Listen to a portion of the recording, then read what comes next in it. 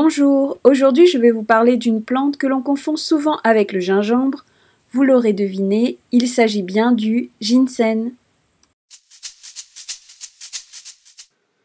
Le ginseng est une petite plante mesurant entre 30 et 50 cm. Elle est utilisée pour ses racines dont la taille s'accroît avec l'âge.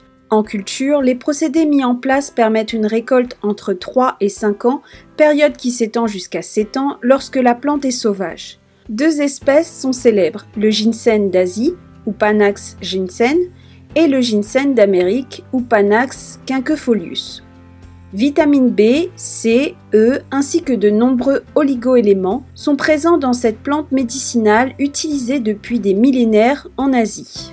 La médecine chinoise utilise le ginseng comme un stimulateur de QI et en parle comme étant la source de l'énergie vitale, contribuant au bien-être général de l'homme.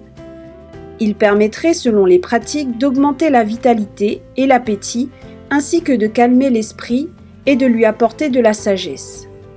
Victime de sa popularité, il est devenu rare d'en trouver en nature, à tel point qu'aujourd'hui des restrictions voire des interdictions sont mises en place dans les différents pays où il pousse afin de préserver l'espèce. L'Organisation mondiale de la santé, OMS, reconnaît au ginseng d'origine asiatique la faculté de redonner des forces à un organisme fatigué, de favoriser la concentration physique et mentale, d'aider les convalescents à reprendre des forces. Certaines études ont démontré ses bienfaits sur le cancer des ovaires en limitant sa propagation et en agissant sur la formation des métastases. D'autres études ont mis en évidence ses vertus qui permettraient de ralentir le développement du VIH et d'améliorer l'état des patients atteints d'obstruction pulmonaire chronique en stimulant le système immunitaire. Cette plante médicinale agirait également sur le cerveau en stimulant la mémoire. Enfin, le ginseng serait à sa place parmi les aphrodisiaques et serait utile en cas de dysfonctionnement érectile.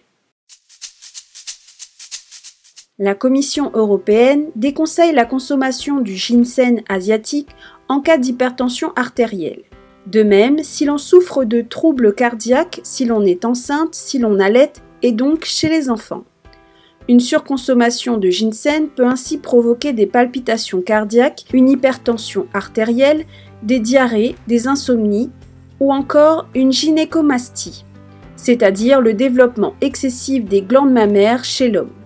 Enfin, bien qu'il agirait positivement sur le diabète, l'automédication pour cette pathologie est vivement contre-indiquée. Mais il reste toujours préférable de demander l'avis à son médecin en cas de doute.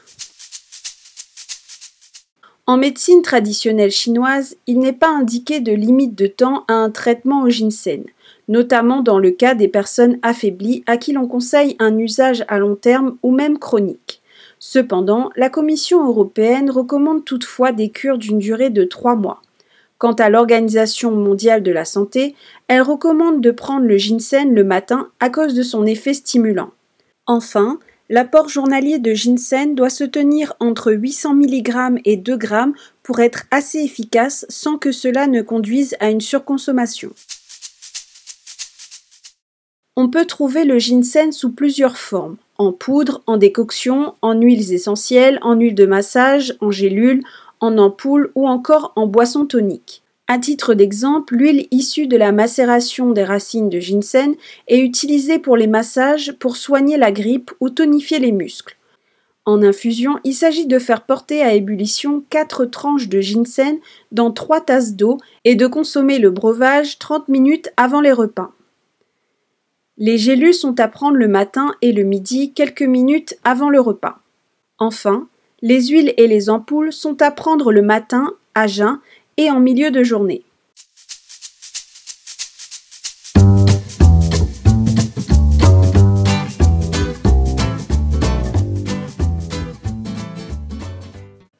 Ce produit t'intéresse? Alors rends-toi dès à présent sur le lien en description de la vidéo afin d'en savoir plus. C'est ainsi que s'achève cette vidéo. Je vous remercie de l'avoir suivi et je vous invite à vous abonner pour ne pas manquer les prochaines dans lesquelles je continuerai à vous parler du bien-être.